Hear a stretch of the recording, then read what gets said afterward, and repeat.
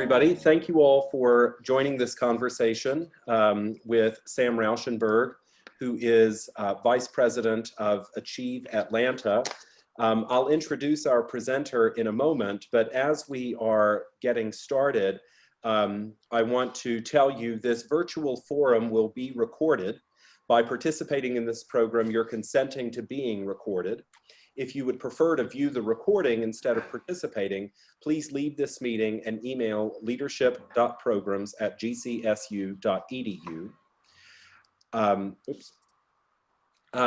As I said, our presenter is Sam Rauschenberg, Vice President for Data Strategy at Achieve Atlanta. Our conversation with Mr. Rauschenberg this evening is going to touch on the work he does at Achieve Atlanta, and also his views and ideas that he has to share with us about leadership and the intersection of leadership and education. I see that most of you have turned off your video. If you would please make sure that you are muted. And while Mr. Rauschenberg is speaking, if you would keep your video off, it makes for a better experience for those with limited bandwidth. And we will ask you to rejoin at the end. It's 5:30 now. Our conversation will take place for about 40 minutes. We'll hear from Mr. Rauschenberg. I will ask him some questions. And then we'll open up the floor for a discussion with you all.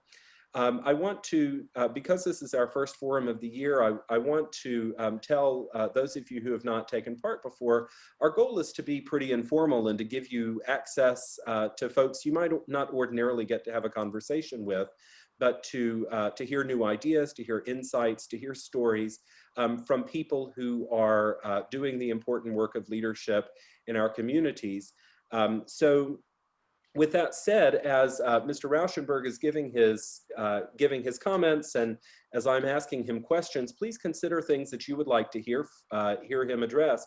You can put those in the chat if you like, or you can jot them down and ask them as we have our discussion at the end. We rely on you and your ideas to stimulate this discussion, and I encourage you not just to talk about and think about these things this evening, but also in the days to come. If you have follow-up questions, we hope to pursue those with you in class and at other events that we'll have with you in the coming days. So with that said, allow me to introduce our presenter, Sam Rauschenberg, Vice President for Data Strategy at Achieve Atlanta.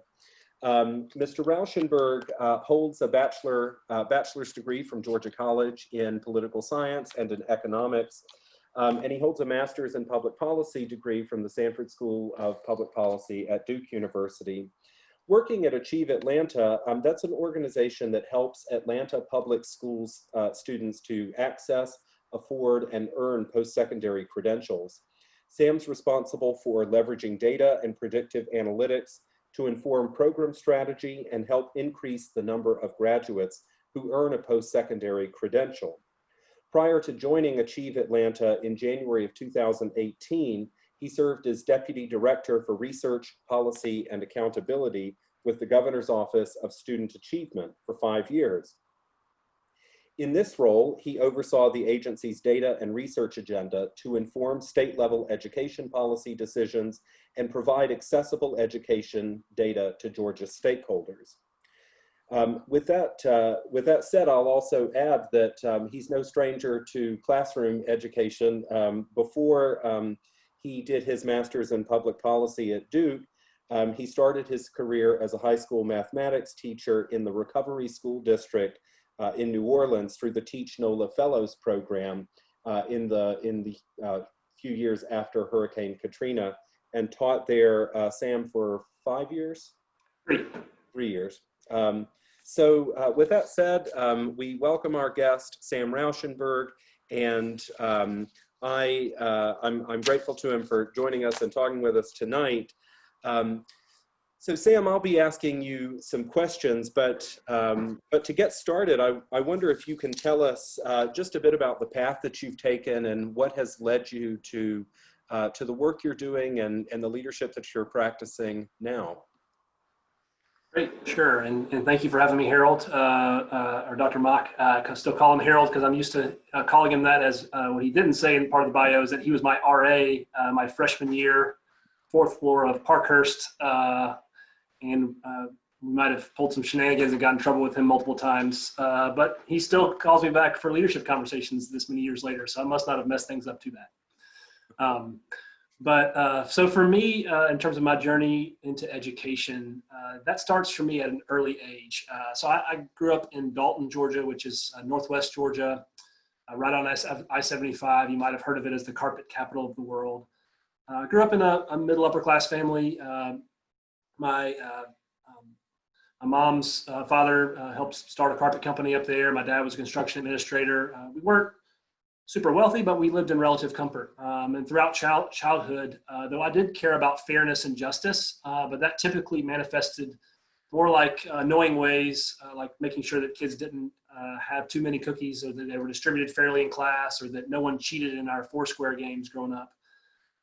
And so I was more the annoying fairness kid than a deeper justice-minded thing. And that stayed that way really until my sophomore year at Georgia College. So I transitioned here in 2003, and believe it or not, the part where things started to change for me was in my intermediate microeconomics class. And Dr. Scafferty, who's not at Georgia College anymore, in that class we talked about various social issues, welfare reform, on public housing, healthcare, education, and the inefficiencies and inequities that I saw unnerved me. It just was a total eye-opening experience of something I'd never seen before. But none troubled me more than education, and seeing that low student achievement and inequities between urban and suburban schools in particular were still the norm, that where a student grew up really often defined the quality of the schools they attended. And that stirred something deep inside of me that I had not ever felt before. So that passion for justice all of a sudden was channeled in a more healthy way, you might say. And kind of in that moment, I really started wrestling with, okay, well, maybe the right thing to do is to go to law school, because in that point in time, I thought that that's what you kind of did if you were interested in policy, was just to go to law school. But that, as it progressed through to my senior year, that same professor who became a mentor for me recommended that actually I stop and consider teaching instead, which I had never thought about. But he really recommended that there's too many people involved in policy and in education in particular that have no classroom experience. You really should stop and think about that. And that's what I ended up, after weighing it for weeks, decided to do that. And as Harold mentioned, I transitioned to teach through the Teach NOLA Fellows program in New Orleans. This is a couple years after Hurricane Katrina in 2007. I moved there. And that became a 3-year experience that I was transformative for me. So I say those 3 years there were the best thing that I never want to do again, because I learned so much in that time frame, but it was so hard. From the first day, 6 weeks after graduating from Georgia College, walking across the stage on front campus, 6 weeks later I'm in New Orleans, supposed to show up for my first day of observation in a classroom for summer school, and the math teachers don't show up. And the principal comes into the teacher's lounge and says, we don't have math teachers today. I need 2 of you to go and teach algebra 2, and the other 2 take geometry. And students will be here in 20 minutes. Go. And I was not ready for that. And that's kind of was a similar pattern over those 3 years, where there was just a lot of having to learn on the fly, failing often, which is something that I had not done a whole lot of prior to then. And it really humbled me in many ways, but also helped me see just front and center the vast inequities that our students, especially those from low-income backgrounds, face. I lived a block from school on purpose so that the school's challenges would be my own challenges in my neighborhood, and began reading books too at the impression of some of my mentors down there, books by people like W.B. Du Bois and Richard Wright and others that talked about race in this country that I had never been aware of. And that just created this otherworldly experience that growing up in a pretty white childhood and then pretty white college experience, frankly, it really rocked me in ways that if I had just, again, gone straight into policy, I never would have understood fully. But, what it really, as I progressed in teaching and We saw some growth with the students I taught. The feeling in my stomach on Sunday night every week before school started was not the feeling that I wanted for my career. It'd be about 4 or 5 o'clock on a Sunday afternoon. I'd realize that tomorrow was Monday and it must, just drop. And knew I wanted to work in education, but didn't think that teaching was that. So I began looking at public policy programs as a way to do that, and ended up landing at the public policy program at Duke to focus on social policy. And really that 2-year period was a time of processing for me, during my teaching experience, a time of being with similarly minded students and figuring out what was next. In that middle summer there, so after a year of being up there, I ended up getting an internship back here in Georgia with Governor Deal's education policy advisor. This was in his first year of his term, and really gave me an inside look at how policy is made and the politics that goes along with that, and really made me realize at that point that really being on the policy side was what I wanted to pursue. Fortunately, that led to a job opportunity the following summer as a policy analyst in the Governor's Office of Student Achievement, which is under the Governor's Office, and is kind of the state's education accountability and innovation office. So I was there for about 6 years in that role, and was able to really see, provide staff support for legislation. There would be, during the legislative session, there would be a new bill that would be dropped, and we would need to evaluate the impact of that policy if it was implemented, or staffing various task forces on things like digital learning, or the school funding formula for how K-12 schools are funded in our state. That really gave me a front and center perspective and influence to some extent on that work as well. Also worked a lot on helping make education data available to students across the state through dashboards, through school grades report on how schools were doing, and things like earnings by major for colleges in Georgia. So that was really valuable work. But I began to see that while state level policy plays a role in setting the environment to enable positive outcomes, most actions that really move the needle occur at the community or the school level. So I like to think about state policy as setting the ceiling and the floor of outcomes, but really can't do a lot in between. Or you could think about it like the state's good at making you do things, but not really making you do them well. And because of that, it's easy to sometimes also feel disconnected from things on the ground. And I started feeling that kind of disconnection as well. And I also was reflecting a lot of my students' experiences as I kind of kept up with them through college. And to the best of my knowledge, less than 5 of my students that I taught over 3 years finished some kind of college degree.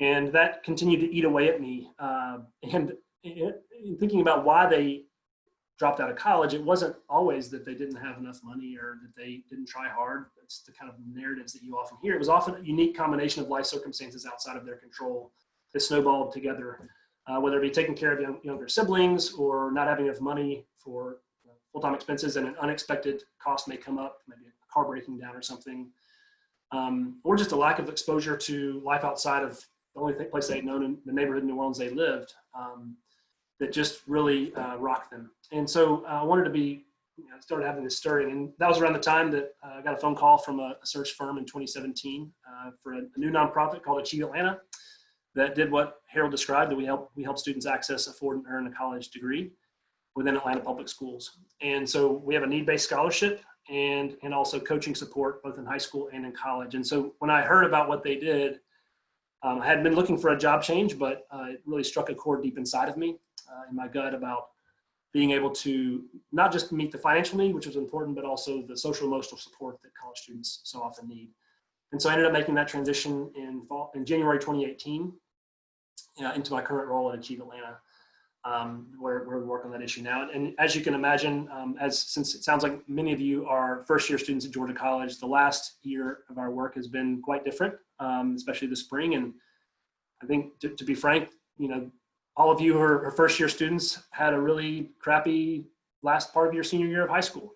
And we were walking alongside a lot of students that were at the last senior year of their high school looking at college, as well as senior year of college looking at what's next. And it was really hard just to finish for a lot of students because of all that was going on. And now to start college, as many of you are, and it's still this same environment, is just, it just sucks, to be frank, to put it in terms. And I think we're wrestling around how to support students well in this current environment. And so a lot of what we're doing right now is providing that coaching support, providing emergency grants for our scholars.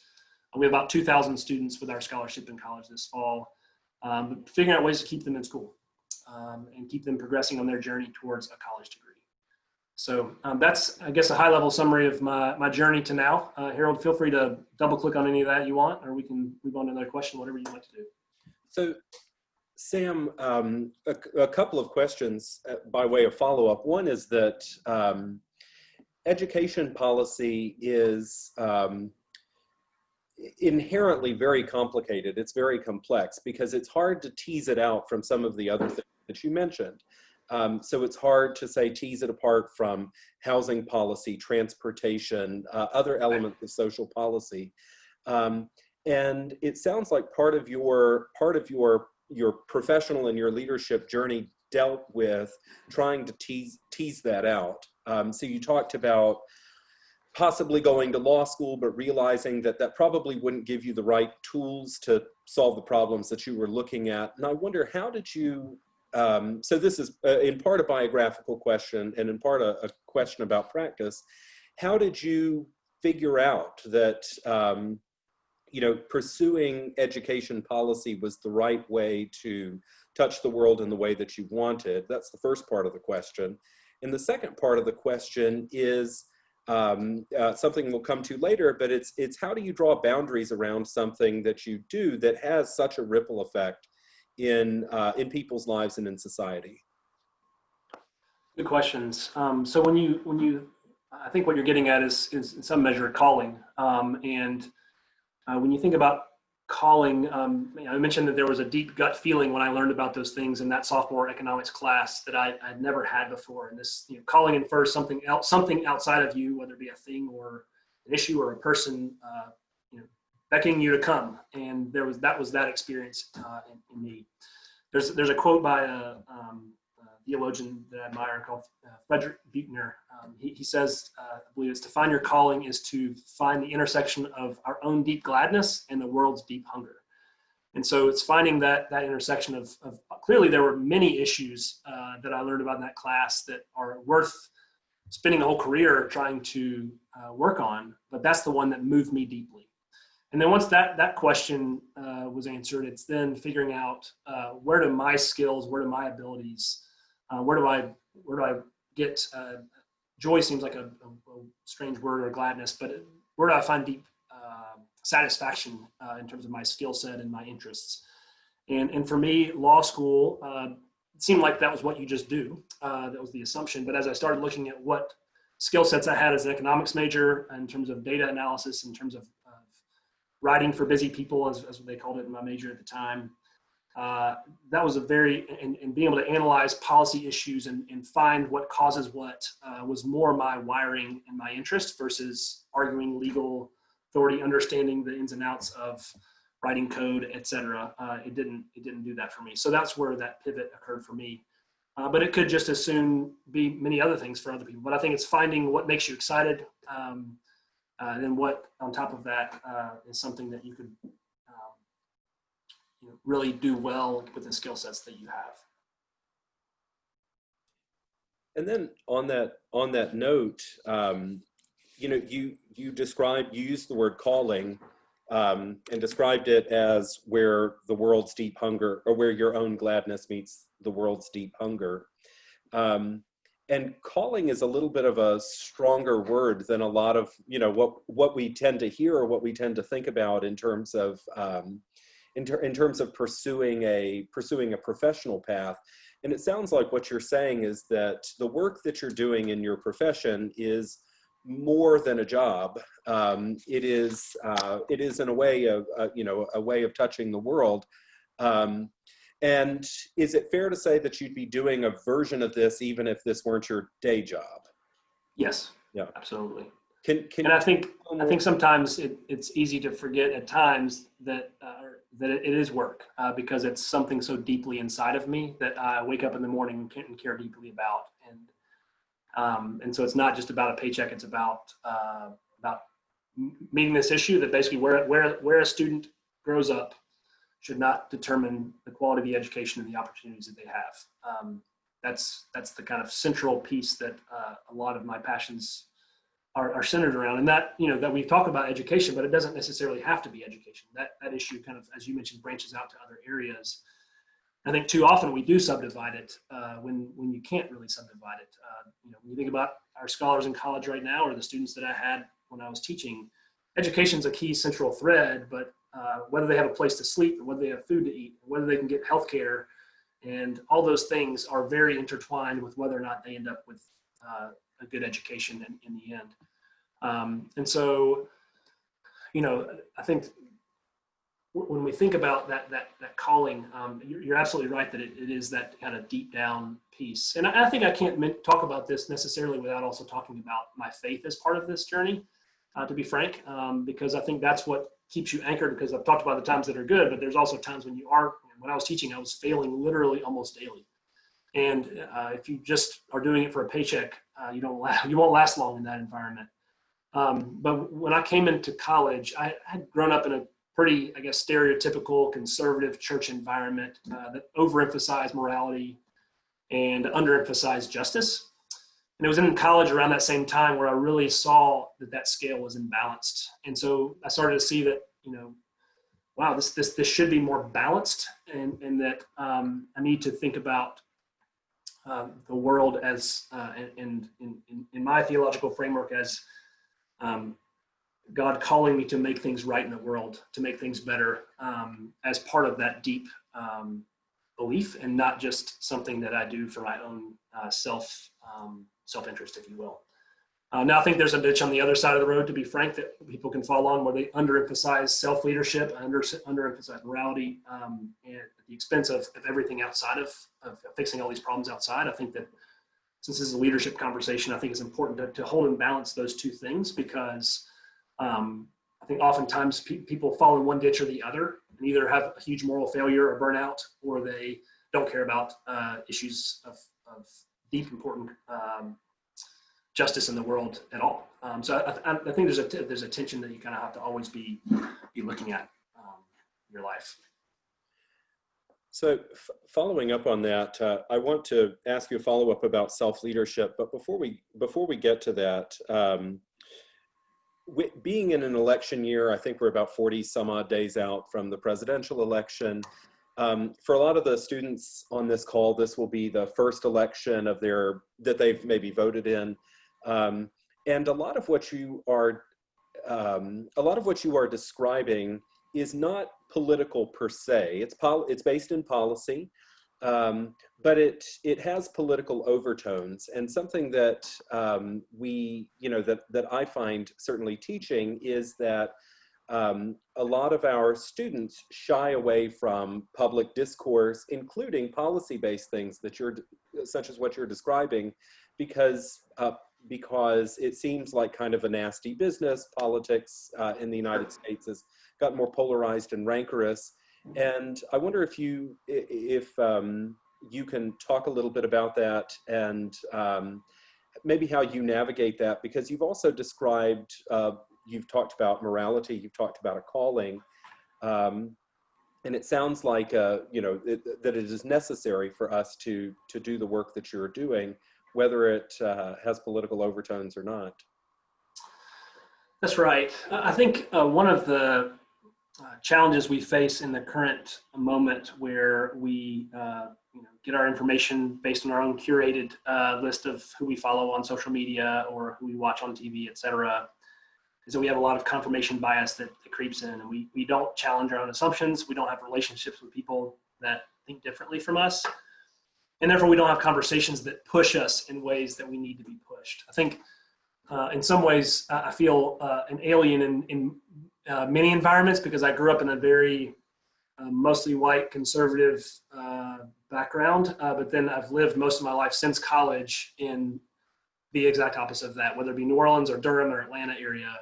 And you just understand and appreciate people on all sides of that spectrum, and the need to be able to see the dignity in other people and have a conversation about these issues. I had another thought that I was going to say, and I completely spaced in the moment. It might come to me in a minute, though. So, so following up on what you just said, I know what it was. I know what it was. Can I go into it? please go ahead. So I think with that, I think also we don't do a very good job these days of holding competing ideas in tension. We like to say, oh, well, this one person or this one idea is all bad or it's all good and nowhere in between. We don't, if you will, the phrase is, eat the meat and spit out the bones of an idea.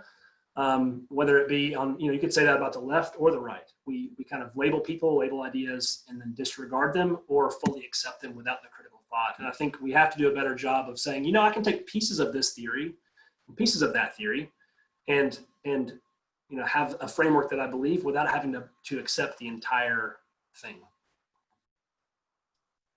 So on that note, so that raises two questions for me. One is that certainly the policy areas that you're working in now and that you have worked in, they don't necessarily have two sides. If you look at education policy, That's right. there's always a left or a right. I mean, or there aren't two views on an issue. There may be 40 views on an issue.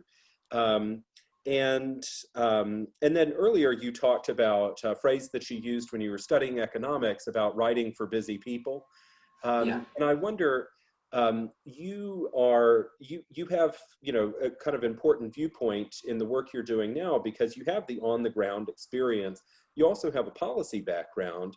And I'm wondering, how do you and have you influenced public policy and taken remarkably complicated, ideas, data sets, and so forth, and digested them, I guess, in a way that would be, easy for a decision maker to work with? How do you take your expertise and distill it into something that is accessible for the layperson? Yeah, it's a challenge that I still struggle with, to be frank. But it's something that, in order to influence policy, I think first you have to start, before you get to all that, you have to start in a place of humility that recognizes that maybe I don't have all the answers. Maybe people who've gone before me down this path have learned a lot of lessons that I should try to learn from, even as I try to change this system that I think is unjust. I need to understand the full story and the full picture to the extent that I can. And then once you start looking at the data, I think there's obviously an approach to thinking about pulling out what correlates with an outcome versus what causes an outcome. We don't do a good job of that either in culture. It's easy to have a soundbite of this one thing occurred and this other thing occurred and saying and one caused another. And so it's being able to tease out that, and that's where I think the public policy econ analysis background really helps me do that. But then in terms of actually making it to something that policymakers might read, you have about 30 seconds if let's say you're giving them a memo to read, to get their attention and to make them want to ask questions and engage. And so the kind of stereotypical research paper type writing that many of you have probably done in high school and will do in college doesn't really align with what is needed for a kind of a policy environment. Like in my econ courses and even at Duke as well, they would say you'd have to write a 10-page paper in 2 pages. And you have to structure it in a way that you get to the point quickly and use direct language, no passive voice. You have to give quick research, quick outcomes, quick, et cetera. And because if you don't, you'll lose them. And that's really a skill set, frankly speaking, that's not just in the policy space, but I think we always struggle, both current job but more in my last job where we did more writing, with finding people who could write in that kind of tight, coherent way. Because writing a 2-page tight analysis is way harder than writing a 10-page paper where you can just throw everything in, or even a 20-page paper, I would say. And so it takes a lot of patience, a lot of work to get there. But I think cutting it down to the succinctness it also changes you and your thinking in the process of doing that to make sure you understand an issue better than you did before. Following up on something you talked about earlier, you used the phrase self-leadership, and I wonder if you can describe that a little bit for us and tell us what that might look like for you. Sure. So I think that's it's a journey that I'm still on, but I think it's understanding who you are and your story from childhood to adulthood, and how things, even just at a base level, things from your childhood and the experiences you had, maybe traumatic things you had, great things you celebrate, great things of loss, affect how you relate in the current moment. We all have wounds. We all have things that we reacted to as kids to protect ourselves against future hurt that we then carry on to adulthood. And so for me, just to be frankly, just put it on the table, I, as a 5 foot tall, 90-pound freshman in high school, I was, you can't see now, but I'm 6'3" now. So I grew 15 inches, but then I was small and I got made fun of a fair amount. I asked a girl at homecoming and she said, "Oh, how cute." For example, there were things that happened to me that caused me to just only focus on the things that I could do well and avoid the things I could do, I might fail at. And also to be very performance minded. I want to do the best I can. I want to earn these trophies. I want to earn these awards. And that pattern carries on even to now, where I can get myself into patterns where if I don't identify it, all of a sudden I'm caring about what I'm achieving and trying to prove that I'm something to people that are, freshmen in high school. It doesn't even matter. And so it's being able to step back and identify those patterns and then pull apart how to step out of that pattern when it's happening. So that's one example of self-leadership. I think there's a lot of angles you can go at, frankly, on that issue. I'm happy to do that more, but that's one area that I'm dealing with. And I think I'll go one more piece on that. It's the story, recognizing the stories that we believe about ourselves and the stories that we believe about the world as well, to be able to step outside of those things. And then when you're leading others, that's the same thing. You want to understand what's the story of these, the folks that I lead in my team now and have led in the past. How do they approach the world? What makes them tick? Because in doing that, you can then lead them better. Because part of leadership is the central part of leadership is not just getting something done that we need done for Achieve Atlanta or for the Governor's Office of Student Achievement. It's also helping them achieve their dreams and making them a better self. And in doing that, we can accomplish the organizational goals. So I think having good self-leadership and understanding the masks that we wear and the wounds that we have and how we affect, then it helps me lead others better toward that same goal. Yeah, so inherent in what you were just saying and in something you've talked about earlier, I'm hearing a kind of theme of addressing symptoms versus problems themselves. And, in education policy, and in a lot of social policy or domestic policy, I think we spend a lot of time trying to treat the symptoms of problems. And it sounds like you have done a lot of that, and you are doing that now, trying to address the symptoms of some pretty complicated issues, but you're also trying to address the problems and the underlying systems that created them as well. I wonder, could you speak a bit about that? And maybe I've missed the mark with that description. Yeah, I think that's always the goal. And I think a big part of my job at Achieve Atlanta is helping us understand the root causes of why students might not earn a college degree, and then figuring out ways to change that. And so, we can look at, like I put together a predictive analytics model that helps us look at basically students' data in high school to see what predicted whether or not they would be successful their first year of college.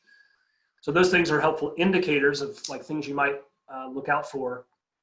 Like let's say, GPA or a few other factors. So let's say low GPA. So that GPA can show, okay, well, if this student has a low GPA, they might be less likely to persist in college the next year, today would say. But the why their GPA is low could be a lot of reasons. If we just assume that it's academic, we're missing the boat. We've got to then pull apart the onion, and that probably often comes through a conversation. Maybe it is academic preparation. Maybe it's executive functioning skills, just to, time management, et cetera. Maybe there's a lot of life circumstances going on. Maybe they're homeless. Maybe there's just so many things to pull apart that are down to the student level that really take pulling apart to find that cause. Because we could just, if we just saw GPA is the most important predictor of college success, then let's just throw a bunch of focus on academic preparation, and we'd be missing the boat because we looked at just the symptom and not the root cause. And so that's a nutshell of what I do now, but kind of also at the state level too, and looking at policies. On that note, there are quite a few school districts in this country that spend more money per pupil than than any other, but have many of the worst student outcomes. what you're describing, you just use the phrase, sort of take the student approach, or looking at a, maybe a student by student case. How do you balance those? How do you balance those two? Because you have also worked in the kind of macro level of trying to solve big problems. It's hard. And I don't know that we've, in the Achieve Atlanta context, figured out a way to do it well, because we have so many interventions going on at once. So isolating what one thing is is causing the outcome can be really hard. We're doing some of that by looking at outcomes before we started compared to outcomes now, or similar students that were, our GPA threshold is 80 in high school. So looking at students just below that 80 threshold and how they did, to get a comparison group, to try to tease that out. But that's the never-ending question of how do you do that well, especially in a space that's not used to like a randomized trial that happens in medical space more often. There's just less comfort level of doing that in education for ethical reasons. And so figuring out how to tease out what the effects are can be really, really hard.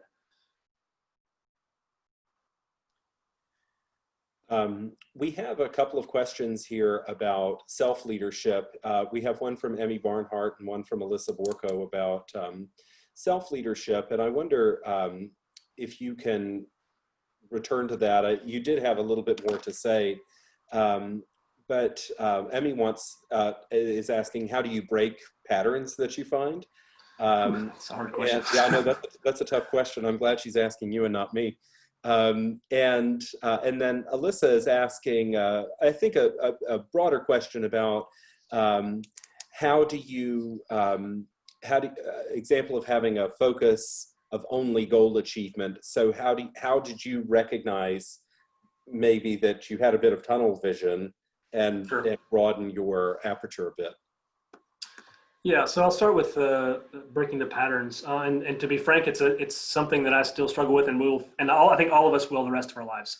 So you never quite arrive, but I think a part of it is actually learning to identify those patterns, and just being able to name it in the moment gives you a lot of power over that. And because a lot of times we can be carried away by the emotions of the moment and what we're feeling and reacting to, and being able to take a step back and differentiate yourself from all the, if you want to think about like the cocktail party of going on in your mind about why you're doing something, and name the dynamic, and then you can experience whatever feelings you're feeling, and then move on. That's kind of one step that's been helpful for me.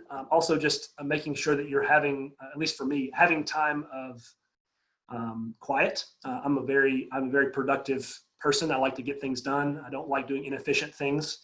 I don't read novels or watch shows that don't have some bigger purpose usually. And being willing to just be inefficient and to sit and be quiet and have even in the last year trying to implement contemplative practice to like listen to my thoughts versus always trying to fill it with reading a book or solving it with that. So that's a few of the things that I'm, to be honest, still working on that journey. In terms of personal example, having to focus only on goal achievement, how were you able to realize this narrow focus and take a step back? So I would say it was a journey as well. I think for me, it took, and I didn't share this part of my story, but I played golf at Georgia College, and that was all that I lived my life for through high school and into college, was getting a scholarship through that same achievement lens. And it took me in my sophomore year, that same year where all this stuff was happening around justice, that in a college golf tournament, I shot a 95, which for most of you probably means nothing. But for me, that was the highest score I had shot since I was 14 or so. In a college tournament with, scoring online, and it's highly embarrassing. And so it brought all this shame and made me just realize all this deep stuff that I had to work through about why I was playing golf in the first place, which was did I really love it, or did I actually do it to achieve things and to be seen as something?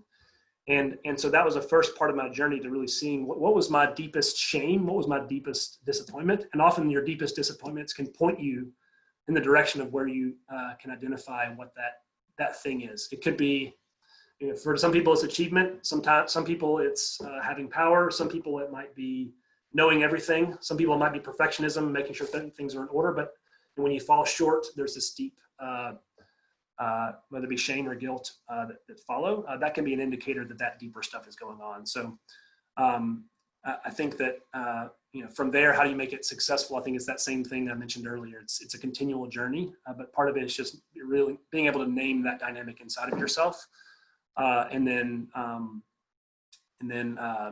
taking a step back from it in the moment. What you're saying, Sam, both to Emmy and to Alyssa, and some of what you said earlier as well, seems counterintuitive, and I think I might say it sounds countercultural as well.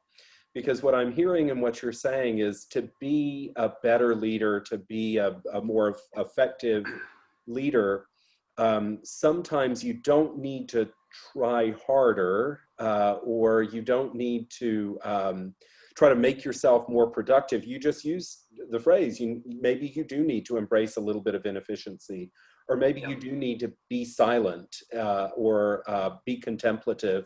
And that, it flies in the face of a lot of the culture, certainly that these students are living in. I mean, it's been a while, but it also hasn't been that long since you and I were in college. And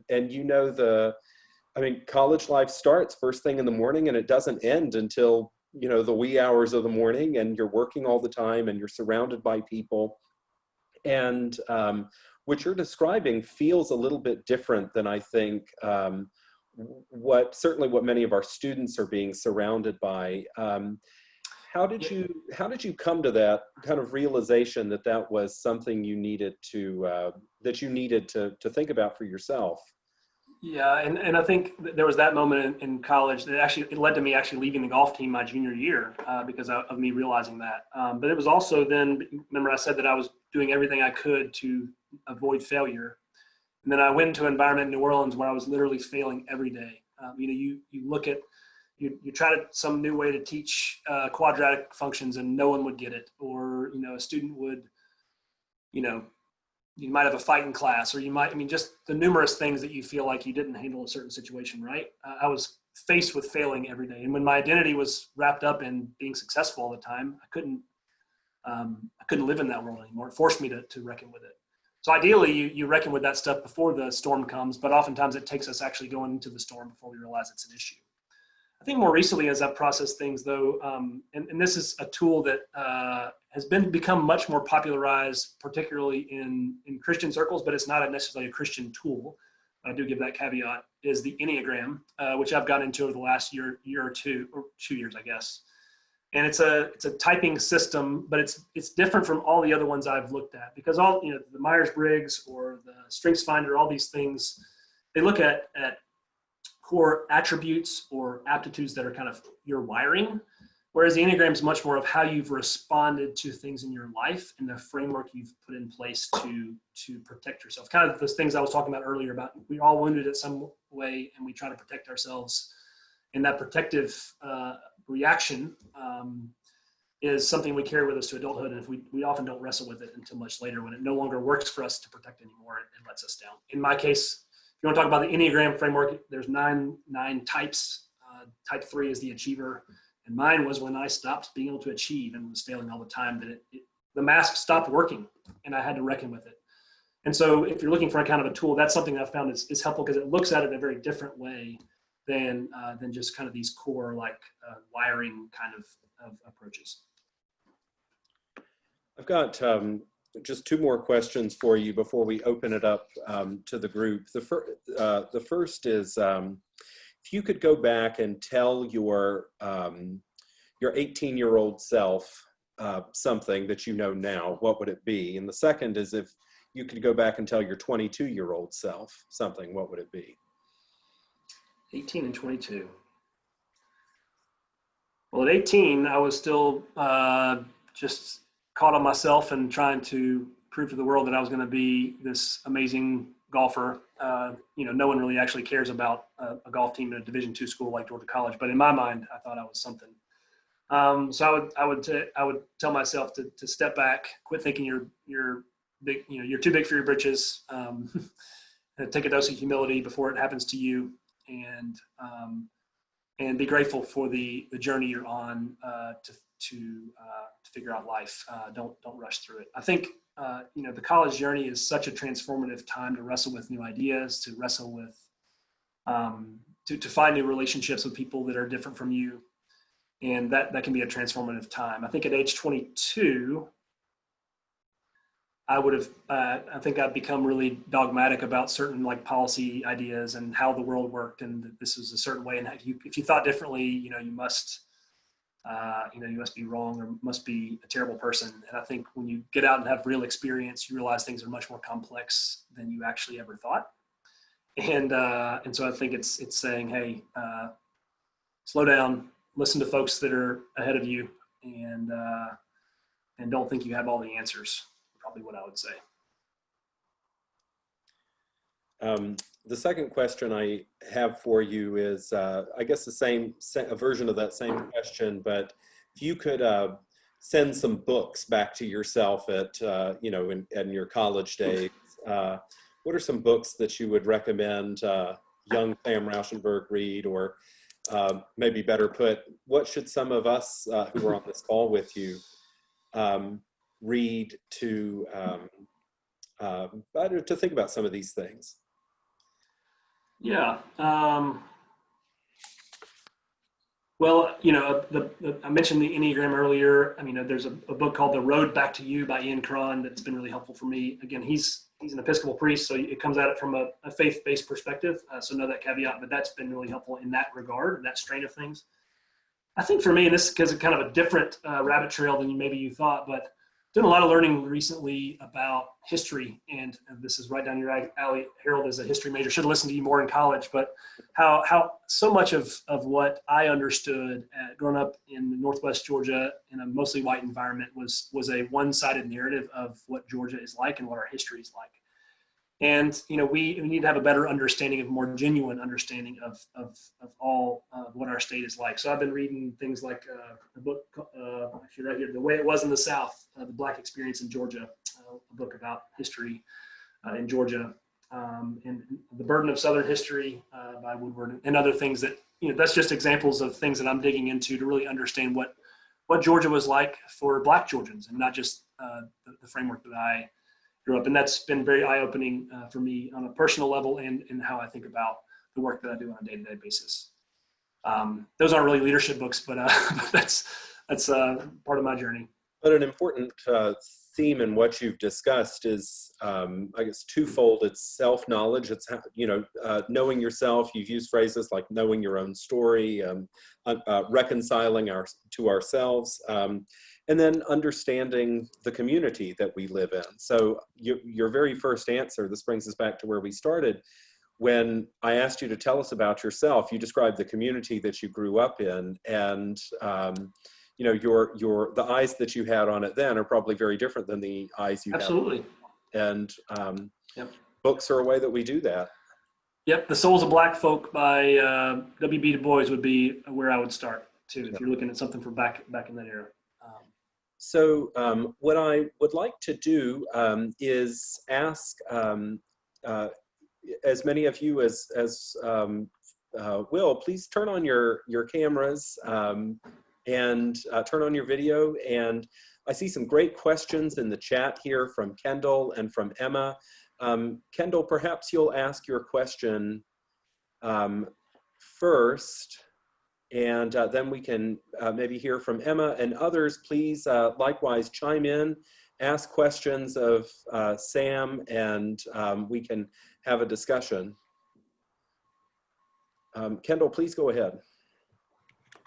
Hi, so I really liked what you were saying earlier about specifically when you talk to, someone that you're trying to advise policy decisions on, you really have to humble yourself first and make sure that you understand the whole picture.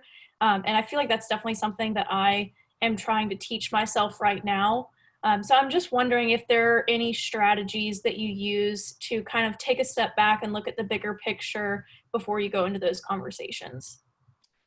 Yeah, that's a good question. And I don't do this well all the time, but I think it's actually stopping and stepping back and asking, how am I part of the problem too?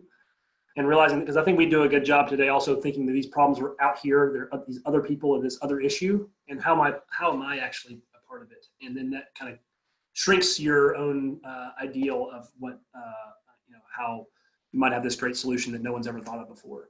I think too, it's when you're thinking about, I guess, strategies to humble yourself, I mean, sometimes it's just, you got to go into the conversation and get humble. There's no way around it.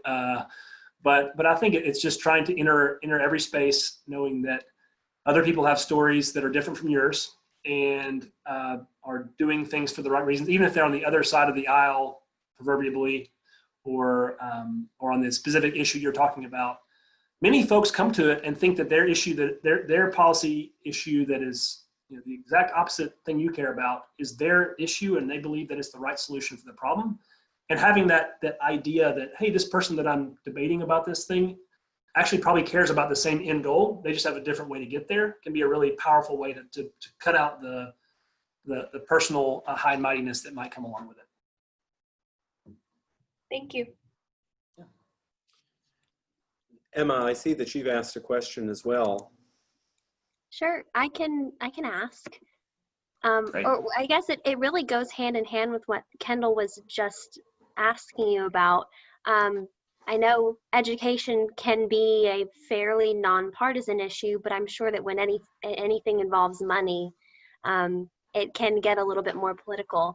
So do you ever become discouraged in a highly political environment? And Absolutely. especially one where there are only legislators in session for such a short time during the year? And how do you motivate yourself when progress seems slow to none? That's a good question. I think that certainly I have been discouraged, to answer that question, and in the current environment. I think education is an interesting space because about 10 years ago, really the lines, if you will, in the education community, which people like putting people in two categories, if you will, but they really crossed party lines in ways that would be unexpected. In Georgia, you had Democrats and Republicans on the kind of an education reform side of things, and you had the same different Democrats and Republicans who opposed change as well. And so there was strange alliances. Those, as the decades gone on, there's been less variance within each political party within education, I would say, broadly speaking. So I think it does cross some of those boundaries in education. I think when you're talking about the issue of progress being slow, it can be very discouraging. And I think also sometimes you recognize that these great policies that you think are going to make this huge difference end up not making a huge difference. And in a case of something, there were things I put in place that I was part of putting in place under the last administration that have been completely unwound by the current administration. And so you see this great policy you thought was going to make a huge difference is like gone, and the staff that was running it was gone.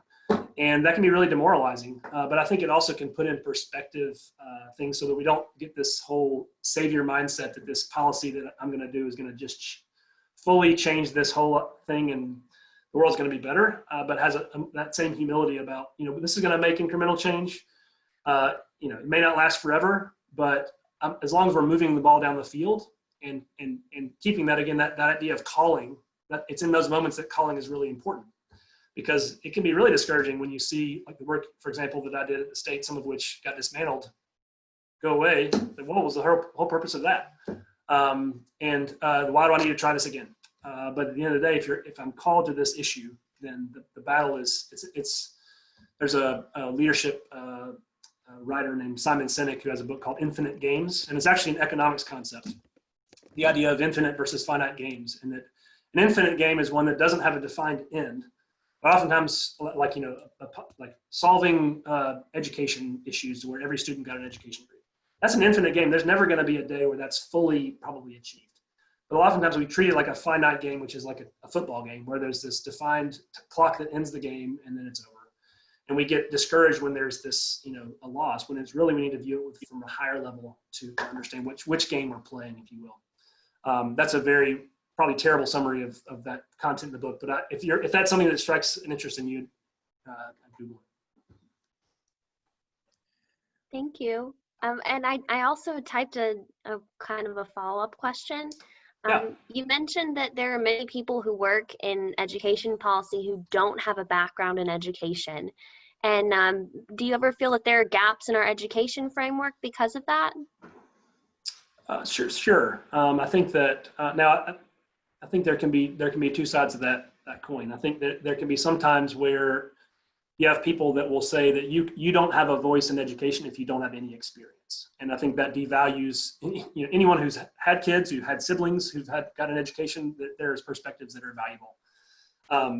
At the same time, I think you do learn uniquely challenges that are faced by a classroom teacher on a day-to-day basis, especially in the current moment where teaching is just, that is still to this day the hardest job that I've ever had. And it was, nonstop and wore you out. So there's something you bring with you to that. So I think, yeah, there is something missing when those making decisions don't have that experience.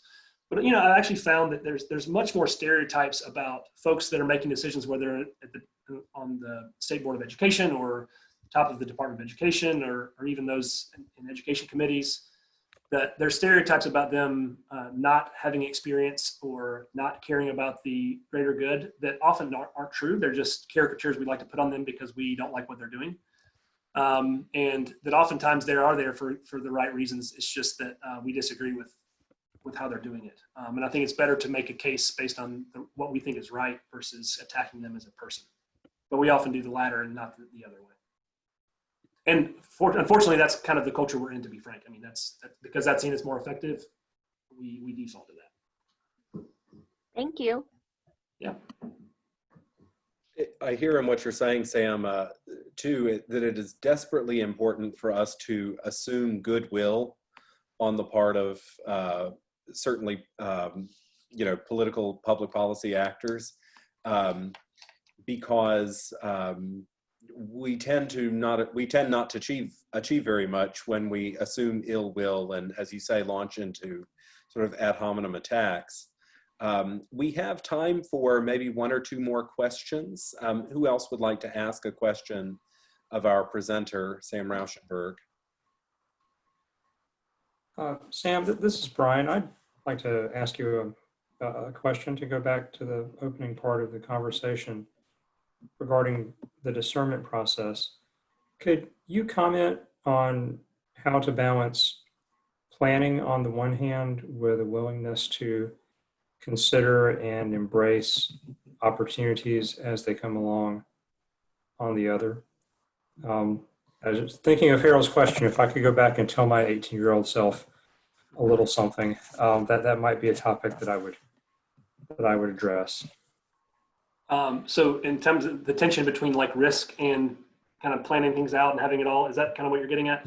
Yeah, I think so, because I mean, there's an emphasis both on a day-to-day basis and long-term coming out of high school on having everything all planned out. Using your calendar on a day-to-day basis, having these set goals, and you pound through straight to the goal. How do you balance that perspective on the one hand with an opportunity to consider things that, Yeah, that's good. I think a few things. One, I would just say that careers are long endeavors. I guess you could say I'm mid-career, but I probably will work left in my career as many years as I've been alive, almost, or close to it. And we kind of think in college and young career that we have to do all these things so quickly and have to move through and have all the answers. And really, we can be a bit more patient usually in getting there. And I could have taught for 10 years and then gone to grad school and probably learned a lot more, perhaps. And sometimes I think I should have because I have rushed it. So I think we try to rush things. But I think, too, it's that the planning, I think it's thinking intentionally, but then the idea that I have is holding it with an open hand. So I'm planning and I'm doing all this work, but I'm not holding it clenched with this idea that this is exactly what I want to do. I think that's kind of what helped me think about that transition to Achieve Atlanta, to be frank, because I wasn't looking for a change, but one popped up. And because I had been processing it and thinking about it, when it struck me a certain way deep inside of me, oh, okay, actually, I can do these things and I do have the skills to do this. And okay, I'm going to take one step at a time and see where it goes. And it was a risk to leave, but one that paid off. Now there's also risks that don't pay off, but those are lessons learned. And so I think it's planning and being okay with that, but then being willing to hold it with an open hand is the framework I think about. We may have time for one more question. Would anybody like to ask another question of our presenter, Sam Rauschenberg? I have one.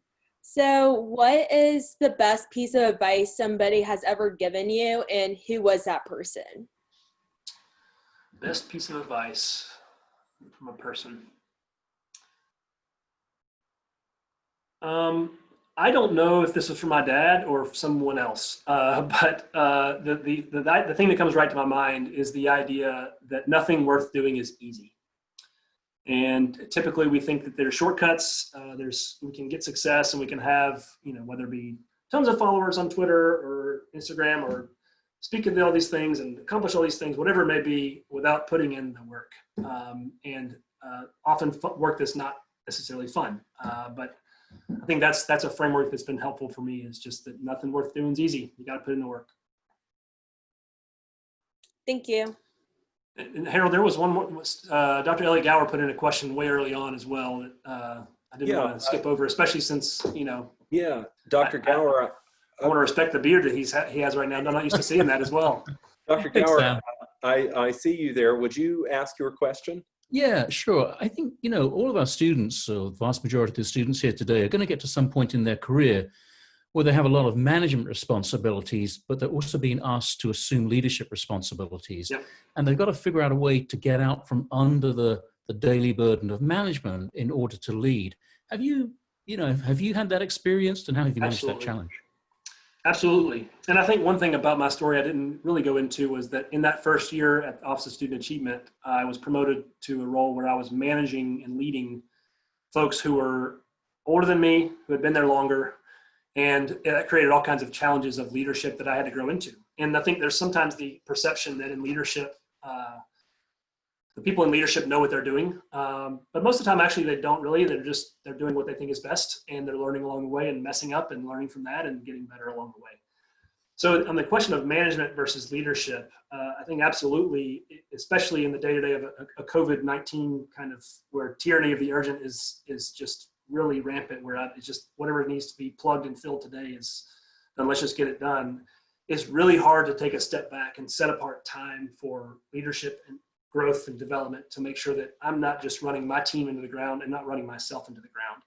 So for me, that looks like setting apart time in the mornings several days a week where I'm going to read books on leadership or books on something related to education that I just don't typically take time to. Once the day starts, it's off to the races and I don't do anything.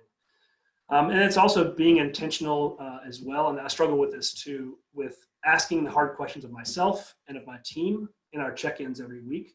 Whether it's one question a week or setting apart time to actually say, hey, how are you doing? How are you feeling about the work we're doing? Is it what's really boring right now? What's really intriguing you right now? Is there something you wish you could do that that you're not able to do right now? Is there something I'm doing that's keeping you from being what you want to be? But without being intentional to ask those questions, most of the time it just gets crowded out. And I don't do as good as that frankly would like to. President Eisenhower referred to that as the urgent crowding out the important. And I think that's true for a lot of us, that so often what is urgent crowds out the very important things that you've described. Sam, I want to thank you for sharing your insights with us this evening, and likewise, students and guests, thank you for being a part of this conversation. Again, as I said at the outset, I encourage you to continue this in the coming days in your classes and so forth, and continue to mull over these ideas.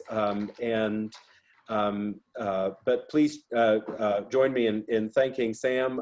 We can't necessarily clap for him, but you can drop him a note in the chat and say thank you. But thank you, Sam, for being here with us, and thank you all, and I wish you a good evening. Thanks, pleasure to be here.